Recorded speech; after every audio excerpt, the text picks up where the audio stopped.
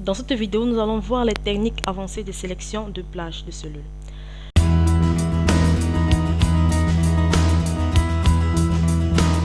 Lorsque vous travaillez avec Excel, vous rencontrez trois situations dans lesquelles vous devez sélectionner une plage de cellules. Lorsqu'un champ de boîte de dialogue nécessite une entrée de plage, lors de la saisie d'un argument de fonction, ou encore avant de sélectionner une commande utilisant une entrée de plage.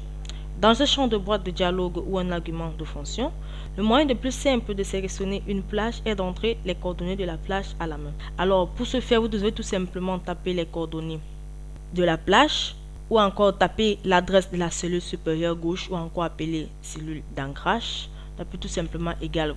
Nous allons prendre l'exemple de la cellule C4. Ensuite, suivi de deux points. Ensuite de la cellule finale pour sélectionner votre zone, par exemple D6, et vous voyez, comme vous pouvez le constater, Excel a sélectionné la plage de données dont j'ai besoin de sélectionner. Alors, pour utiliser cette méthode, vous deviez être capable de voir la plage que vous voulez sélectionner ou de devoir connaître à l'avance les coordonnées de plage que vous souhaitez. Comme ce n'est pas souvent le cas, la plupart des gens ne savent pas directement les coordonnées de la plage. À la place, ils sélectionnent les plages à l'aide de la souris ou du clavier. Voici quelques techniques avancées qui peuvent rendre vos tâches de sélection plus rapides et plus faciles. Alors, nous avons les astuces de sélection de plage avec la souris. Il est important de garder à l'esprit ces techniques pratiques lorsque vous utilisez une souris pour sélectionner une plage. Alors, lorsque vous sélectionnez une plage rectangulaire, si vous sélectionnez le mauvais coin inférieur droit, votre plage sera trop grande ou trop petite. Alors, pour le préparer, vous devez tout simplement sélectionner le coin supérieur gauche de votre plage. Ensuite, maintenez la touche 6 enfoncée et cliquez sur la cellule inférieure droite. Et là, vous sélectionnez votre plage de cellule dont vous avez besoin. Alors, la plage s'ajuste automatiquement et la plage s'ajuste automatiquement. Après avoir sélectionné une plage étendue, vous ne voyez plus la cellule active car vous l'avez peut-être fait défiler lors de l'écran. Alors, si vous avez besoin de voir les cellules actives avant de continuer, vous pouvez utiliser la barre de défilement pour afficher la cellule activée ou encore tout simplement utiliser la touche contrôle, puis le retour en arrière et vous voyez la cellule activée. Vous pouvez également utiliser le mode étendre d'Excel comme méthode alternative pour utiliser la souris pour sélectionner une plage rectangulaire contiguë. Alors, pour ce faire, vous cliquez sur la cellule supérieure gauche de la plage que vous souhaitez sélectionner et vous appuyez sur F8 pour activer le mode étendre la section. Puis vous cliquez sur la cellule inférieure droite de la page et Excel ajuste votre plage de données. Excel sélectionne toute la gamme. Appuyez à nouveau sur F8 pour désactiver le mode étendre. Si les cellules avec lesquelles vous voulez travailler sont éparpillées à volonté dans toute la feuille, vous devez les combiner dans une plage non contiguë. Le secret pour définir une plage non contiguë est de maintenir la touche contrôle enfoncée tout en sélectionnant les cellules. C'est-à-dire que vous sélectionnez d'abord la cellule ou la plage que vous souhaitez inclure dans la plage non contiguë. Ensuite, vous maintenez la touche contrôle enfoncée et puis vous sélectionnez les autres cellules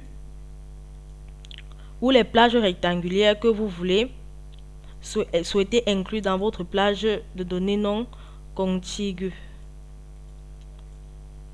Alors, il est important de garder à l'esprit que lorsque vous sélectionnez une plage non contiguë, maintenez toujours la touche contrôle enfoncée après avoir sélectionné votre première cellule ou plage. Sinon, Excel inclut les cellules ou la plage sélectionnée dans le cadre de la plage non contiguë. Cette action peut créer une référence circulaire dans une fonction si vous définissez la plage comme l'un des arguments de la fonction. En outre, nous avons quelques astuces de sélection de la plage avec le clavier. Excel est livré avec quelques astuces pour rendre la sélection d'une plage via le clavier facile ou plus efficace. Alors, si vous souhaitez sélectionner une plage contiguë contenant des données, Il existe un moyen plus simple de sélectionner toute la plage. Tout d'abord, déplacez-vous dans la cellule inférieure droite de la plage, puis vous maintenez la touche CTRL, Shift et fin et vous sélectionnez votre plage souhaitée. Si la plage sélectionnée est si grande que toutes les cellules qui contiennent ne tiennent pas à l'écran, vous pouvez faire défiler les cellules en sélectionnant la touche arrêt de défilement qui est encore sur l'autre clavier appelé Stroke Wheel. Alors, lorsque le verrouillage défilement est activé, vous appuyez sur les touches flèches ou sur les touches page haut ou page bas pour parcourir les cellules en conservant la sélection intacte. Si vous souhaitez sélectionner une plage contigue contenant des données, il existe un moyen plus simple de sélectionner toute la plage. Tout d'abord, vous vous déplacez dans la cellule inférieure droite de la plage, puis vous appuyez sur CTRL, Shift et fin. Alors, si la plage sélectionnée est si grande que toutes les cellules ne tiennent pas à l'écran, vous pouvez faire défiler les cellules sélectionnées en appuyant la touche arrêt défile ou encore Pull Lock. Lorsque le verrouillage défilement est activé, appuyez sur les touches flèches ou sur les touches page en haut et page en bas pour parcourir les cellules tout en conservant la sélection intacte. Alors, j'espère que vous avez aimé cette vidéo de l'entreprise Excel Corpo, entreprise spécialisée dans les prestations de services Microsoft Excel. Si vous avez aimé cette vidéo, n'oubliez pas de vous abonner et de cliquer sur le bouton j'aime et ensuite de la partager. Si vous avez des questions à poser, vous soyez libre de les poser dans l'espace commentaire. Nous allons nous retrouver très prochainement dans une nouvelle vidéo.